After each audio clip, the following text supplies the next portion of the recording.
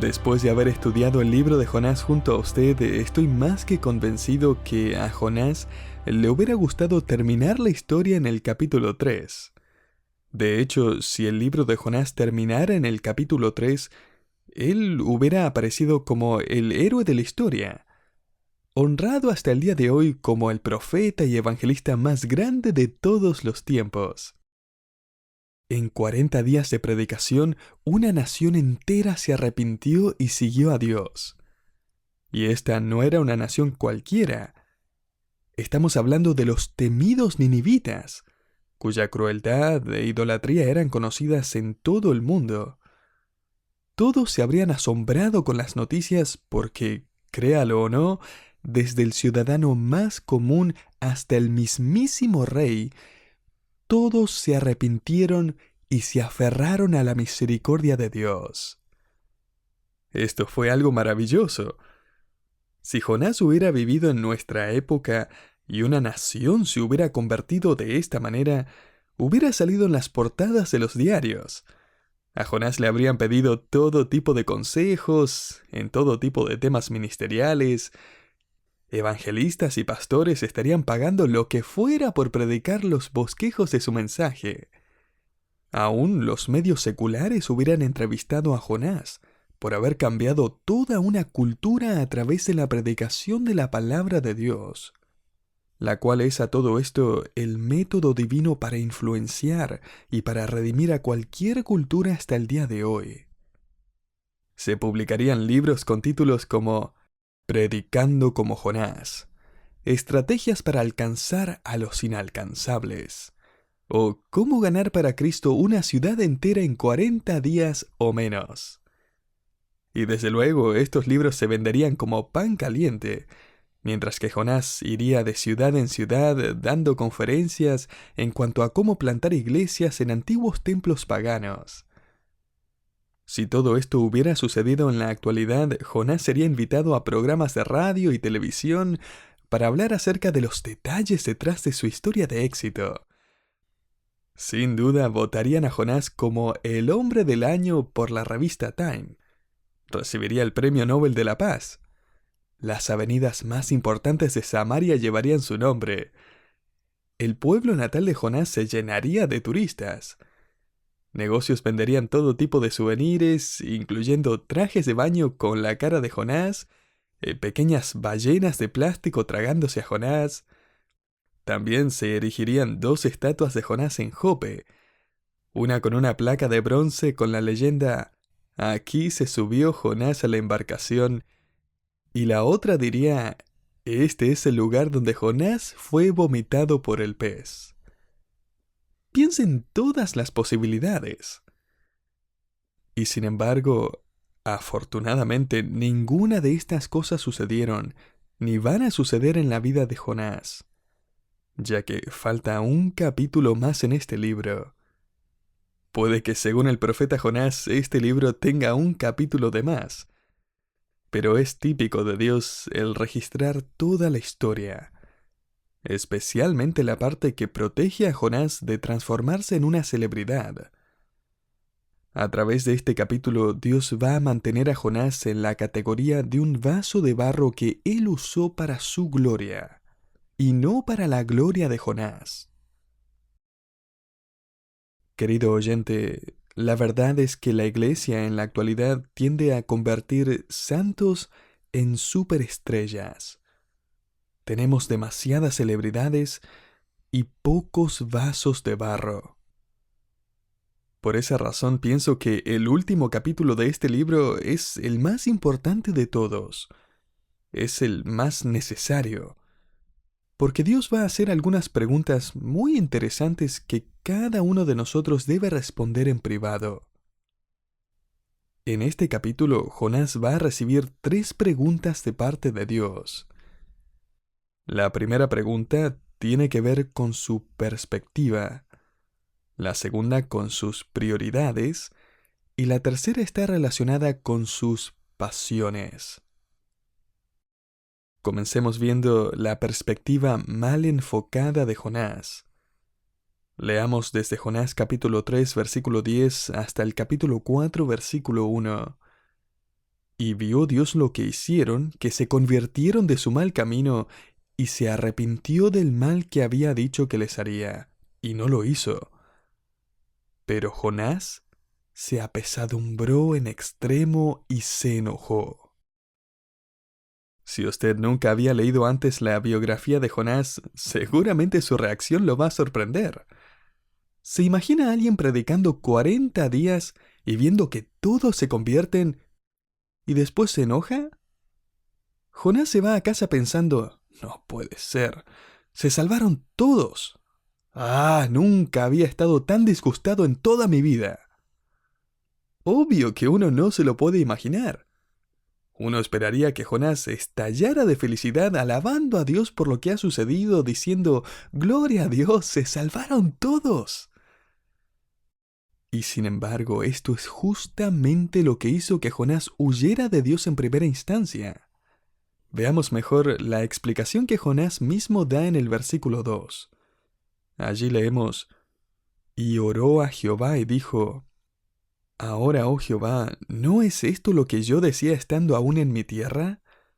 Por eso me apresuré a huir a Tarsis, porque sabía yo que tú eres Dios clemente y piadoso, tardo en enojarte y de grande misericordia, y que te arrepientes del mal». En otras palabras, Jonás se había rehusado a ir a Nínive, en primer lugar, no por temor a que no lo escucharan, sino porque temía que todos escucharían el mensaje.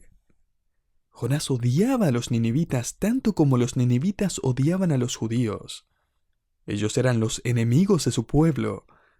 Y Jonás es un patriota, un defensor de Israel y de la creencia judía de que Jehová solo les pertenecía a ellos. Estoy de acuerdo con el pastor Warren Wiersbe que escribió: los amigos judíos de Jonás en su pueblo natal querían ver a todos los asirios muertos, no solo a los habitantes de Nínive. Cuando los amigos de Jonás se enteraron que Dios salvó a Nínive de su ira por medio de la predicación de Jonás, seguramente lo habrían considerado como un traidor. ¿No es de maravillarse entonces que Jonás ore en el versículo 3 diciendo: «Ahora pues, oh Jehová, te ruego que me quites la vida, porque mejor me es la muerte que la vida»? Si puede imaginarlo, Jonás prefiere morir antes de no poder salirse con la suya. Un autor dijo lo siguiente al respecto: Jonás oró su mejor oración en el peor lugar, el estómago del pez, y oró su peor oración en el mejor lugar, durante el avivamiento de Nínive. Su primera oración salió de un corazón quebrantado, mientras que la última de un corazón enojado. Entonces, ahora Dios le hace una pregunta a Jonás, y nos permite escucharla. Versículo 4. ¿Haces tú bien en enojarte tanto? Esta es una pregunta en cuanto a su perspectiva. Jonás, estamos presenciando el mismo avivamiento. Yo estoy alegre y las huestes celestiales se regocijan, pero tú te enojas más y más con el correr del tiempo. Jonás mira a la ciudad de Nínive y se enoja porque Dios le mostró misericordia. Dios prácticamente dice: escucha, Jonás, estamos mirando la misma situación, pero tenemos dos perspectivas totalmente distintas. Ahora, ¿cuál te parece que es razonable? ¿Notó, querido oyente, toda la teología que Jonás demostró saber en el versículo 2? Él dijo: Señor, yo sé mucho acerca de ti. Sé que tú eres un Dios compasivo, lleno de gracia, tardo para la ira, clemente, piadoso. Y sin embargo, eso no afectó la perspectiva de Jonás. Jonás no quería que la verdad controlara su vida. Jonás podía explicar la verdad, pero no quería vivirla. ¿Se imagina que alguien acepta a Cristo y luego usted dice en su mente: oh no, espero que no sea genuino? Ojalá que haya sido solo la emoción del momento y ya se le va a pasar. Esto es exactamente lo que Jonás hace. Fíjese en el versículo 5. Y salió Jonás de la ciudad y acampó hacia el oriente de la ciudad y se hizo allí una enramada, y se sentó debajo de ella a la sombra hasta ver qué acontecería en la ciudad. ¿Acaso no había lugar a donde quedarse en la ciudad de Nínive? Claro que sí. El mismísimo Palacio Real habría sido una muy buena opción, creo yo. Y sin embargo, Jonás no quiso quedarse cerca de los ninivitas, ni siquiera con los que él sabía que se habían convertido. Aparentemente no eran su tipo de gente. Obviamente esto no solo tenía que ver con sus prejuicios. Tenemos que tener en cuenta que Jonás pensaba también en su propia protección. Es decir, él se alejó lo suficiente de la ciudad, cosa que, cuando cayera el fuego de Dios desde el cielo, nada le pasara a él. La palabra que Jonás usa para advertir a los ninivitas en el capítulo 3, versículo 4, traducida como destruida, es la misma palabra que se usó para describir la destrucción de Sodoma y Gomorra, con fuego y azufre. Así que Jonás se asegura entonces de estar lo más lejos posible para estar a salvo. Y hay más. Jonás está esperando que Dios destruya la ciudad. Él cuenta con eso. Él espera que la gente no haya creído de verdad y que vuelva a su vida de pecado. Para este punto esperaría que Dios enviara fuego del cielo, pero directamente donde Jonás está sentado. Jonás espera que los ninivitas vuelvan a su idolatría y que en el día 41 el juicio prometido por Dios caiga sobre la ciudad transformándola en cenizas. Ahora fíjese en la próxima pregunta que Dios le hace a Jonás. Note lo que dice Jonás 4:6. Y preparó Jehová Dios una calabacera, la cual creció sobre Jonás para que hiciese sombra sobre su cabeza y le librase de su malestar. Y Jonás se alegró grandemente por la calabacera. ¿Sabe que esta es la primera vez en todo el libro en que Jonás está contento por algo?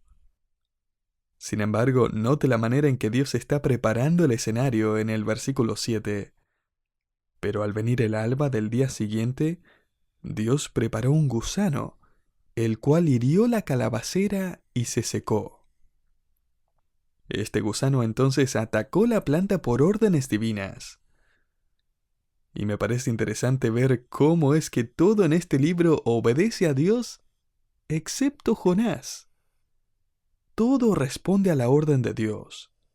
La tormenta en el mar, el gran pez tragando y luego vomitando a Jonás, la planta, este gusano. Y no olvidemos a los ninivitas e incluso el viento que veremos en un minuto. Note que la misma palabra preparó aparece nuevamente en el versículo 8. Y aconteció que al salir el sol, preparó Dios un recio viento solano. Este viento es literalmente un siroco, que es una tormenta desértica muy calurosa que puede durar días. Siguiendo con los versículos 8 y 9 leemos: Y el sol hirió a Jonás en la cabeza, y se desmayaba, y deseaba la muerte, diciendo: Mejor sería para mí la muerte que la vida. Entonces dijo Dios a Jonás: ¿Tanto te enojas por la calabacera? Y él respondió: Mucho me enojo, hasta la muerte. La primera pregunta de Dios dejó expuesta la perspectiva mal enfocada que Jonás tenía. Ahora vemos la segunda pregunta que Dios le hace, y esta segunda pregunta en el versículo 9 deja expuesta la prioridad equivocada de Jonás. ¿Tanto te enojas por la calabacera? Francamente, uno puede probar cuáles son sus prioridades de una manera muy sencilla. Solo pregúntese, ¿qué cosas me entusiasman? ¿Y qué cosas me hacen enojar? qué cosas me motivan y qué cosas me desaniman. Los problemas en la vida de Jonás fueron el resultado de su propio enojo egoísta.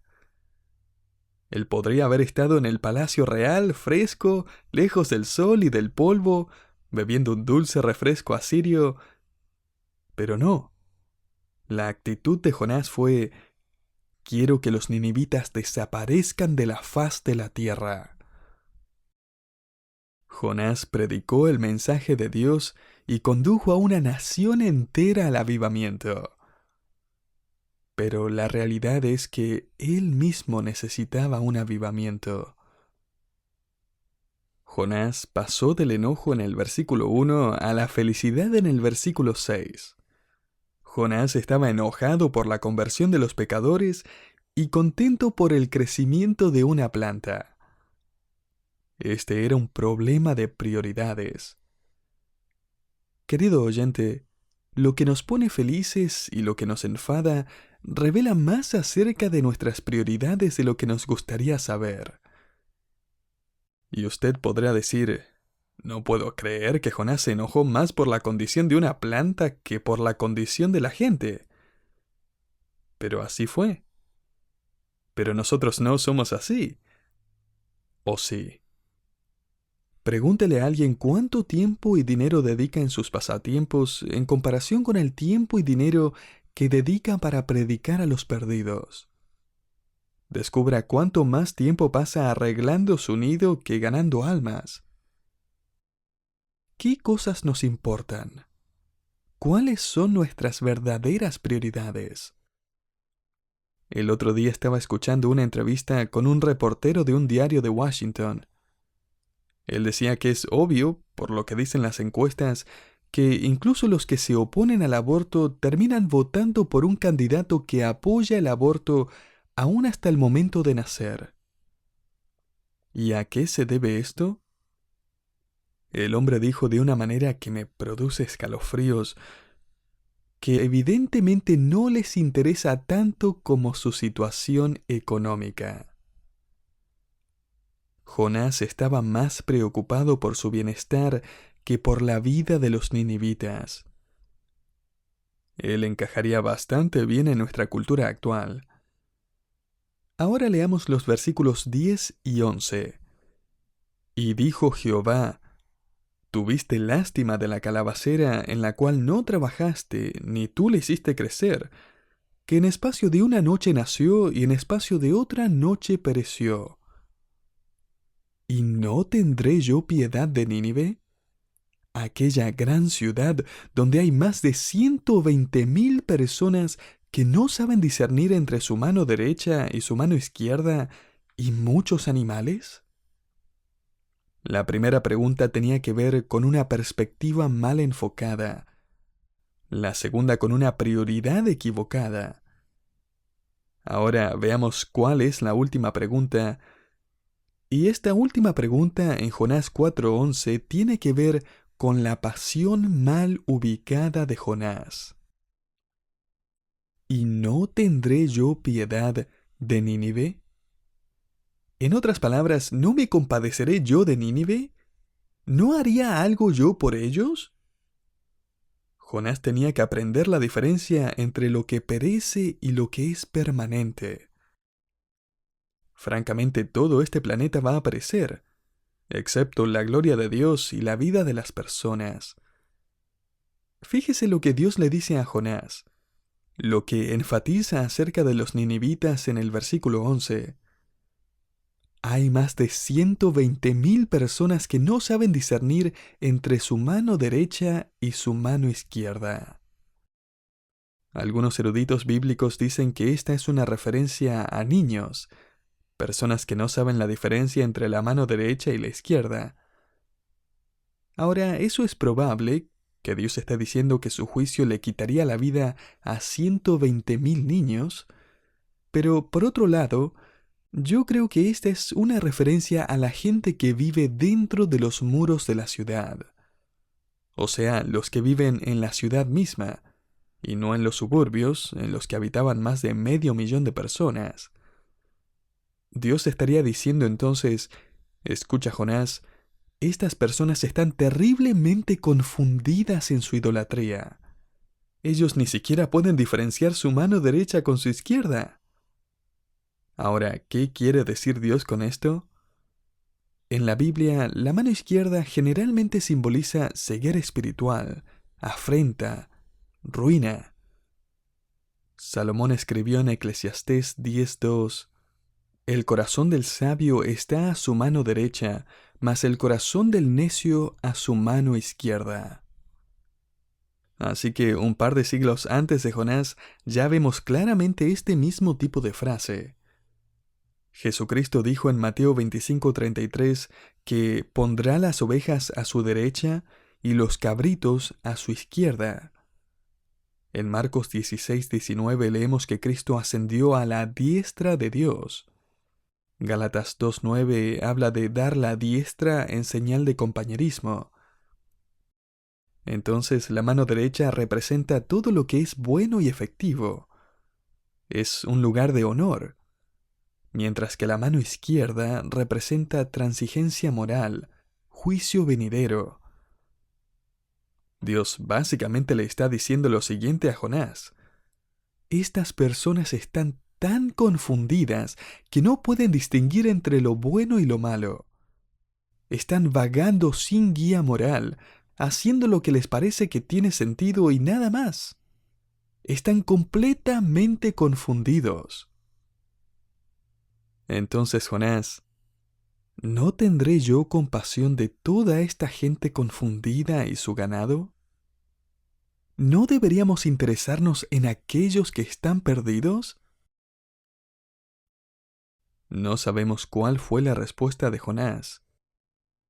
A mí me gustaría pensar que sí tuvo la respuesta adecuada, y que Jonás regresó a Nínive y comenzó a hacer discípulos, y comenzó a enseñarle la palabra de Dios a los recién convertidos. Y al parecer eso fue lo que ocurrió. De hecho, la zona de Mosul en Irak se la conoce como la colina de Jonás. Y es más, en esa ciudad hay creyentes hasta el día de hoy. Y recordemos que esa es una región dominada por el Islam. Ahora, antes de concluir nuestro estudio, necesito hablar de aquel que es más grande que Jonás. En Mateo 12:41, nuestro Señor dijo: Los hombres de Nínive se levantarán en el juicio con esta generación y la condenarán, porque ellos se arrepintieron a la predicación de Jonás. Y he aquí, uno más grande que Jonás está en este lugar. Jesús es mayor que Jonás. Ahora los ninivitas se arrepintieron con la predicación de Jonás, pero Jerusalén no se arrepintió con la predicación de Jesús, que era mucho más que Jonás. Entonces, ¿cómo es Jesús mayor que Jonás?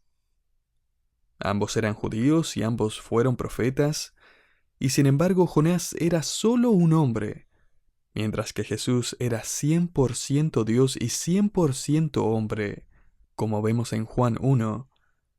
Jonás predicó el mensaje de juicio, mientras que Jesús predicó un mensaje de arrepentimiento y salvación. Juan 3. Jonás casi muere por sus pecados, mientras que Jesús murió voluntariamente por los pecados de todo el mundo. 1 Juan 2. El ministerio de Jonás fue en una ciudad, mientras que el mensaje de Jesucristo es para todo el mundo. Apocalipsis 19. La obediencia de Jonás no fue de corazón. Jesús siempre hizo lo que agradaba al Padre. Juan 8. Jonás no amaba a las personas a las que fue a rescatar. Jesús tuvo compasión por los perdidos y vino a buscarlos y salvarlos. Lucas 19. Jonás esperó fuera de la ciudad deseando que Dios no perdonara a nadie. Y Jesucristo fue crucificado fuera de la ciudad, orando al Padre para que perdonara a aquellos que lo odiaban. Lucas 23. Jesucristo es mayor que Jonás en millones de otras formas, y eso debe darnos más razón para seguirlo. Así que este libro termina con unas preguntas muy importantes para Jonás.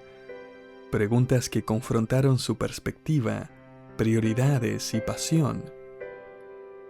Nosotros no podemos responder por Jonás, pero sí podemos responder por nosotros mismos. Querido oyente, démosle a Dios la respuesta adecuada. Obedezcámosle al igual que el viento, el pez, la planta, los ninivitas. Respondamos al mandato de Dios diciendo: heme aquí, úsame, moldéame, envíame. Señor, permíteme obedecerte como lo hizo el gusano y el pez. Con eso me conformo. Ahora, al dejar el diario de este profeta pródigo, vemos que el héroe de esta historia no es Jonás. Y jamás lo seremos usted y yo tampoco. El héroe es nuestro misericordioso, compasivo y amoroso Dios. A Él sea la gloria por los siglos de los siglos. Amén.